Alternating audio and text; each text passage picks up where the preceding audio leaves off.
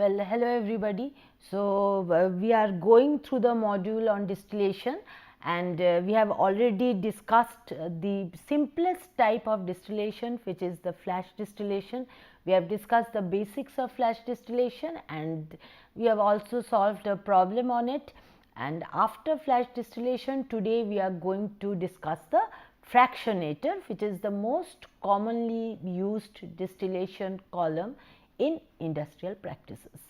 So, the basics or the introduction of the fractionator was already introduced to you in the last class, where you had seen that in the fractionator we have, this is a continuous multi-stage process, right, and in this particular multi-stage process, and each particular stage, it is provided either by plates or trays inside the column. We can have such plates or such trays. We can also have some packing sections, right. So, therefore, in between two packing sections, the feed is introduced. So, it can either be, the stages can either be provided by means of different stages or by means of different plates or the trays, or we can also have some packing sections which provide the equivalent number of stages which is required for the required separation that you wish to achieve from the feed of flow rate F and composition XF to a distillate of flow rate D, composition XD, and a bottom products of flow rate B and composition XB. Generally, we find that this XB, XD, XF, they denote the composition of usually the more volatile component or at times the desired component. And the product, as I have already mentioned, the product specification, it is specified either in terms of product purity or in terms of recovery, amount of recovery, right.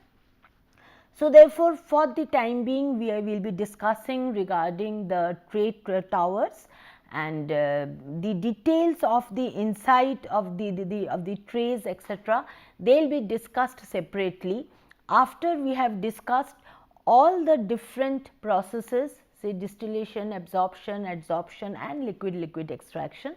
Then we will take up a unified approach to discuss the trays or the plates as well as the packings inside the tower. For the time being, we will discuss the entire layout of a fractionator in its simplest form and what are the other additions that we require in industries. And once you have learned this, we will go for design of the fractionator column. Now, in the simplest form, what we have, I have already given the basics. You must have a feed, you must have a distillate which is drawn from the top, you must have a product stream which is drawn from the bottom or the bottom product stream. So, in the minimal arrangement, you must have an arrangement for introducing the feed. It's a huge column, you just cannot think of pouring the feed inside the column. So, there should be some arrangement for enrichment of the feed. As I had mentioned in my previous lectures, the section above the feed, this is known as the enrichment section. The section from the feed to the top tray, and again from the feed to the bottom tray, this section, this is known as the stripping section. So, therefore, what are the things that you need to discuss or you need to know about a column? You need to know the arrangement for the feed entry, you need to know the details of the enrichment and the stripping section.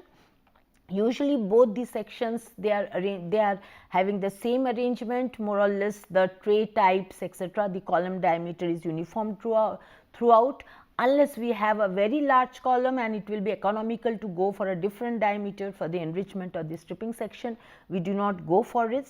After that, we need some particular arrangement for the top product collection, and we also need some particular arrangement for the bottom product collection and also the introduction of the vapors in the stripping section to bring about the mass transfer in the stripping section, just like we need some amount of reflux from the reflux drum into the top section in order to bring about enrichment in this particular section. So, we are going to discuss one by one. First, we will be discussing the overhead system, then we will be discussing the bottom section, and finally, we will be discussing the feed entry zone. Now, normally we find that we have a total condenser. What does a total condenser mean? A total condenser means that the entire vapor which is coming out from the top of the tower is condensed in a total condenser, and only liquid it goes out from the total condenser and it collects in a reflux drum. These were definitely touched upon in the previous class, but I am repeating it once more just for your convenience. And from the reflux drum, what happens? We take out some amount of the product as the distillate. As I have mentioned, it has the composition of D and XD. Usually from the total condenser, the liquid it drains by gravity into the reflux drum. So, usually the reflux drum is kept at a lower elevation compared to the total condenser, so that the liquid can drain here, it collects here, from the bottom it is taken out, a portion of it is taken out as distillate, and the remaining portion it is refluxed back into the column, say at a reflux flow rate R. Definitely, as you can know, the composition of the reflux is XD. So, therefore, this reflux is again introduced back above the top tray of the column. Now, definitely the liquid has to be pumped out from the reflux. You can either use a common pump as you have done in this case.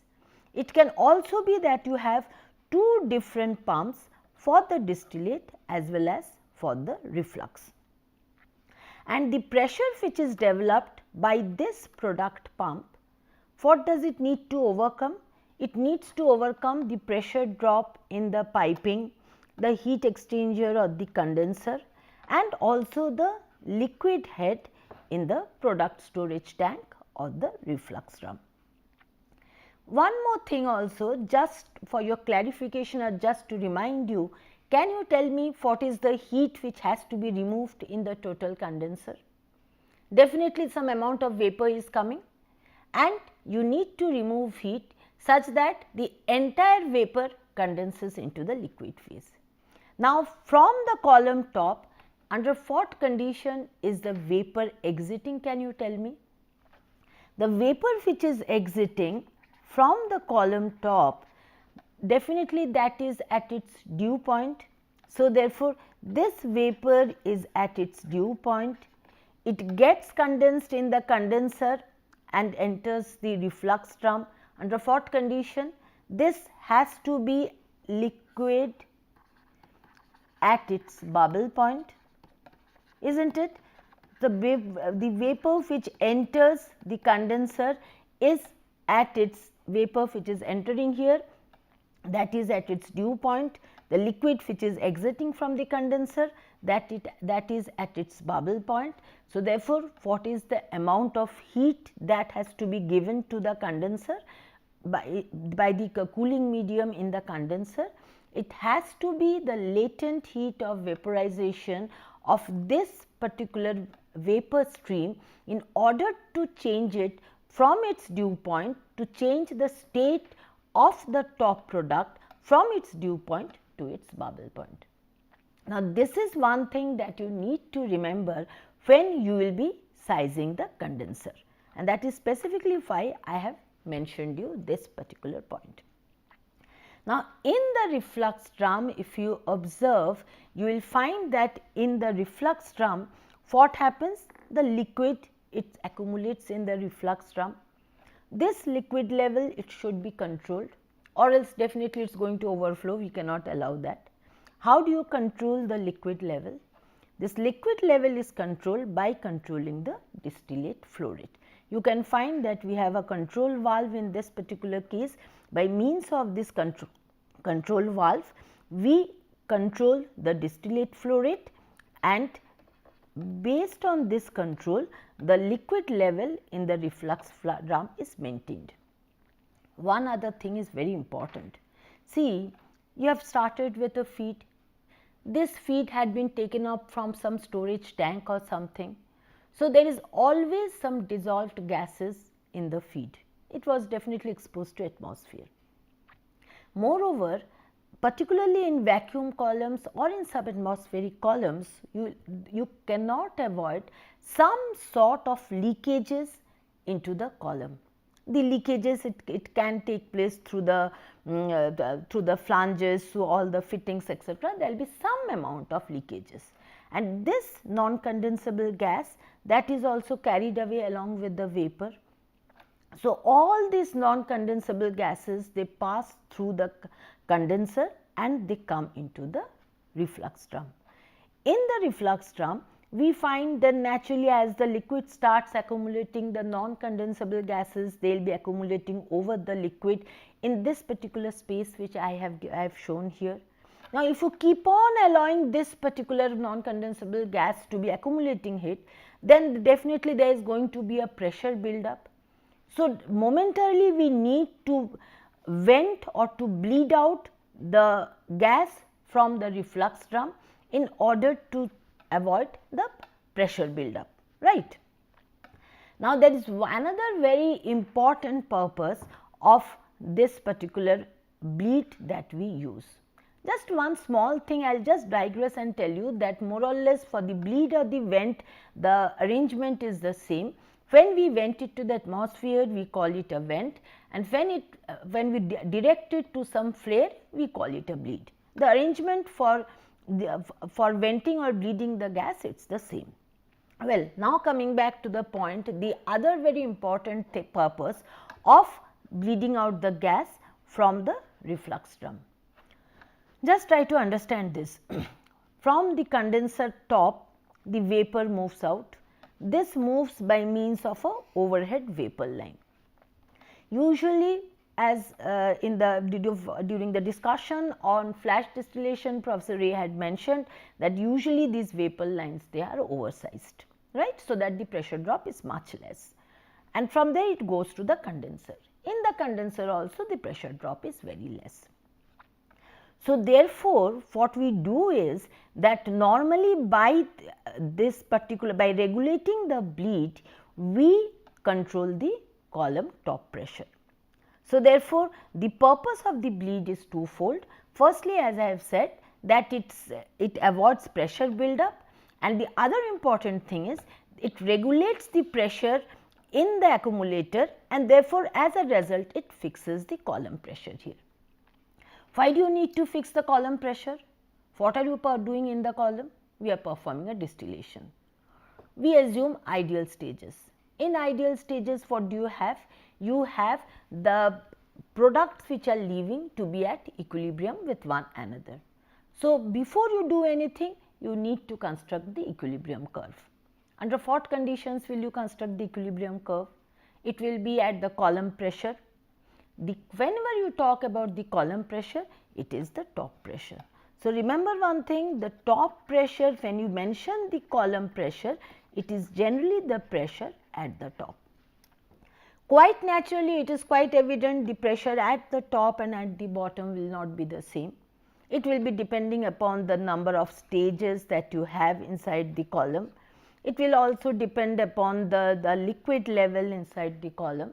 So, therefore, if the column pressure at the top and bottom are not very different, under that condition we can take up the column pressure or we can take up an average pressure, and on that pressure we can generate the equilibrium curve, and we can use the alpha value corresponding to that particular pressure, and we can use this. This is definitely one thing. Suppose you find, this will be discussed in greater details in the next class, suppose you find that the pressure at the top and the bottom are very different, then the conventional approach is you select the alpha corresponding to the top pressure, select the alpha corresponding to the bottom conditions, and generally root of this is the alpha at which you generate the equilibrium data. So, therefore, when the pressure variations are quite high, then you need the pressure at the top, at the bottom, and definitely also at the feed section. So, therefore, the other important purpose of this vent is definitely to regulate the pressure in the accumulator, which in turn fixes the column pressure. When you have got a vacuum column, then in that case, in order to maintain the vacuum, you need ejector or vacuum pumps, they create the vacuum. For such columns, the same arrangement is used to remove the non-condensable from the column. And in this case, as I have said, that leakages are inevitable, and therefore, it is very important that the non-condensables are vented out, right. And when you are going to select the column pressure, as was discussed for flash distillation, the same thing applies here, that unless vacuum is a necessity, we will not go for pressures much below the atmospheric pressure. We would like to maintain the pressure at about slightly above atmosphere to see that there are to minimize the leakage things. Next comes the column top temperature. Remember one thing, since we are having a non-condensable, so therefore, in this case C equals to 3, and for a binary mixture, or else C equals to n plus 1 if there are n number of components. So, both the column pressure and column temperature, they can be independently varied. How do you control the column temperature? See, the column temperature, it directly relates to the distillate quality, because if you need a higher purity distillate, what do you need? You need to have a higher amount of reflux. When you have a higher amount of reflux, quite naturally the column temperature, it goes down. So, therefore, the column top temperature directly relates to the distillate quality, and it is also easily monitored. You can just have a thermocouple on the top. So, therefore, the overhead temperature, it is controlled by manipulating the reflux flow rate, which in turn fixes the distillate quality. The detailed PNID of the overhead system, the bottom system will be discussed in the next class. So, I am not going into the details of this. There is one thing that you need to remember. There can be a situation where it is required that the top product from the column is desired as a vapor. When it is such, then what happens? Then there is partial condensation of the vapor in the condenser, and the vapor liquid mixture under that condition enters the reflux drum, and in this reflux drum the liquid separates, and with the same arrangement that was done for the non-condensables, the vapor product is withdrawn from here, and this is the product. The liquid, either the entire liquid can be recirculated as the reflux, or part of the liquid can be withdrawn as a product depending upon the need of the customer. In industry parlance, what it said is that when no liquid product is withdrawn, under that condition they specify it as the no reflux condition, but this is a misnomer. In textbooks and in distillation, as we know it, when no product, either liquid or vapor, is withdrawn from the reflux drum, that corresponds to the condition of the total reflux, that corresponds to the condition of total reflux when neither the vapor product nor the liquid product is withdrawn, and so therefore, we will be referring to the total reflux condition when we do not withdraw any product. Now, one more thing also you need to remember, that is that when there is partial condenser in the partial, when we use a partial condenser, under that condition quite naturally the vapor, it comes out from here and it gets partially condensed. So, the liquid and the vapor, they are in equilibrium in this particular case, and therefore, this corresponds to or rather we consider this as a one single vapor liquid contacting stage. So, under this condition, when we have calculated the total number of stages, we need to remember the actual number of stages has to be less by 1 for accounting for the partial condenser. We will see that we also have one stage in the reboiler, which we will be seeing later. So, therefore, there is another thing which I would like to mention before I go ahead with the bottom section. Tell me one thing, the reflux, it is withdrawn and the reflux is dropped here. What do you think, that you will just have a nozzle and the reflux will be poured and then it flows across the column? If that happens, then what do you expect? Moment the reflux enters, it meets the vapor, it cools the vapor, some amount of the more volatile component will be transferred to the reflux. Definitely the quality of the product will decrease. The other thing is, moment the vapor comes in contact with the cold reflux, there is an abrupt contraction. This may result in vibration or maybe some internal hammer inside the column, which is not a desirable situation. So, definitely we try to, it is important to ensure that the reflux does not come in contact with the vapor moment it enters here. So, for that case, what arrangement do we make for this? For that case, just above the reflux entry nozzle, we have a horizontal baffle here, and we have a false downcomer in this particular case. This is known as a false downcomer. So, the reflux, it enters from here, it flows down, and then from beneath the false downcomer, it meets the liquid on the tray. From there it flows, it meets the vapor which comes up through the tray, mass transfer occurs, and then just like all other tray, the liquid, it flows down to the next tray.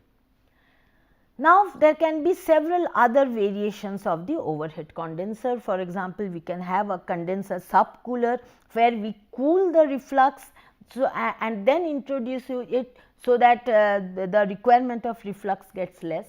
We can also have a hot reflux arrangement. We can have a condenser with hot vapor bypass arrangement as well. I am not going into details of all this. It is just to mention or to make you aware that such things are there. If you would like to have a greater clarification regarding these designs, etc., we will definitely take it up during the interaction sessions, and we will be happy to clarify or would be happy to discuss these things during the interaction sessions. Now, let us come to the column bottom section, this section between the bottom tray and the bottom here. Just like in the column top section, what do we have? In the column top section, we have a reflux. This reflux is a liquid which is richer in the more volatile component. So, therefore, it comes in contact with the vapor, there is additional mass transfer, and for the interface mass transfer and greater enrichment, the reflux is masked here. Same way, we also need a vapor reflux from the bottom tray, or rather vapor reflux in the stripping section, so that it comes in contact with the liquid which is falling through the trays, and so that there is mass interface mass transfer here, and through this we can get enrichment in the stripping section. How is this particular vapor generated? What we do, from the column bottom we withdraw the liquid product, and then that is sent into the reboiler, and this in the reboiler what happens? There is partial vaporization, and we have a liquid vapor mixture in equilibrium with one another. The vapor, it is introduced in the column. Where is it introduced? It is introduced just beneath the top tray and above the liquid level at the bottom of the tray. So, that this vapor, it comes in contact with the liquid at the bottom tray, and the stripping of the more volatile component starts from this particular part itself. This reboiler, it is nothing but a heat exchanger. What is the amount of heat that it has to give? Definitely the liquid which is coming from the bottom, that is at its bubble point, and the liquid which is the vapor which is going out from here, that vapor and the liquid which is coming out from here, they are within the liquid vapor zone. Agreed? So, therefore, the heat which has to be provided has to be from the liquid at its bubble point to the position where in the inside the two phase zone where this point lies. So, that is the amount of heat that has to be provided. What provides this amount of heat? It can either be some condensing steam or any other hot streams which are available in the pipe, in the plant can be used. Now, using this available hot stream, naturally what it does, it improves the plant economy by saving both the hot as well as the cold utility. The hot streams had to be cooled before they had to go for storage or for some other use. The liquid from here had to be heated. So, if you can use that hot stream to heat the liquid, naturally it saves the hot utility required for partially vaporizing the bottom product, and it also saves the cold utility which is required to cool the hot streams from the plant. These reboilers, they can be of different types. The reboiler which is shown here, this is the kettle type reboiler. We also have the thermosiphon reboiler. For small distillation columns, we can have fired furnaces, but that is not very common. For viscous products, what usually happens is that we have a pump, the pump, it draws out the liquid from the bottom, forces it through the reboiler, and then the hot product, a mixture of vapor and liquid is introduced in the column, and here it flashes to give the required vapor. This is known as a forced circulation reboiler. Again, I will not be going into details of the design of each of them. Two things are important for reboiler sizing. You need to know the heat load. If you are interested to know more about the types of reboiler, again during the interaction sessions if you wish, then we can give you some insights or some references from where you can get the details of those. One very important thing which you should remember, it can always happen that the product which you are getting from the bottom is at such a temperature that it will degenerate or it may crack at temperature slightly above the bottom temperature. A classical example is that of a crude distillation column. In the crude distillation column, what do you have? We find that in the crude distillation column, the bottom product is a reduced crude. Usually it cracks at around 400 degrees centigrade. Typically the bottom temperature is about 365 or so degrees centigrade. So, when this will be introduced in a reboiler, quite naturally the reboiler temperature has to be close to 400, it may be slightly above it. So, therefore, what happens? Coke formation happens, and there is coke deposition in the pipelines as well as in the reboiler surface, in the equipment itself. We cannot afford it. So, for such cases, what do we need to do? We cannot use a reboiler for such cases. So, for such cases, what we do is we introduce steam under superheated conditions. Point is, you can use any other liquid, but that has to be immiscible with the liquid which is there inside the column. Normally, since I am talking with respect to hydrocarbon columns, so we use steam stripping. But the important part is that the steam that I use is superheated and it is immiscible with the liquid which is there. The steam is again injected just like the vapor, just below the bottom tray and just above the bottom liquid level which is there. What does the steam do? It does two things. Firstly, it reduces the partial pressure of the vapor inside the column, and secondly, it also supplies the latent heat which strips the vapor from the reduced crude oil. So, therefore, then along with the vapor the steam rises. The column top temperature and pressure should be maintained such that the steam does not condense within the column. It goes to the condenser, gets condensed, and then in the reflux drum generally there is a steam which is collected below the reflux drum. In this particular case we usually have a boot leg which is called, where the steam is collected, the water is collected and that is drawn out from there. Well, after this the next thing which we have is the feed zone. Now, in the feed zone it is important for us to remember that the feed, it can be either a vapor feed, it can be a liquid feed, it can be a vapor liquid mixture as well. This feed, it enters through a feed nozzle here, and this particular portion, this is also known as a flash zone, because part of the feed while it enters it vaporizes here. Now, for increased thermodynamic efficiency, what do we desire? We would desire that the feed condition will be same as the column condition at the feed plate. Definitely we will desire that, but it is definitely it is very difficult to have it. We would not desire to have a subcooled liquid or a superheated vapor feed, definitely, because there will be some heat exchange and some that will definitely decrease the amount of enrichment that we get. So, therefore, we would either want a partially vaporized feed or a saturated feed at the column temperature. This is achieved by means of a preheater just before the or in the fitted in the feed line, where the feed can be preheated. We can use the hot bottom product to heat the feed in the preheater. One other thing also, it is important for you to remember that generally the spacing above the feed tray is higher as compared to the spacing of the other trays. This is something you need to remember when you will be deciding the column height. Both the feed tray, and this also applies to the bottom tray. For both these cases, the feed tray as well as the bottom tray, the spacing is higher as compared to the other trays.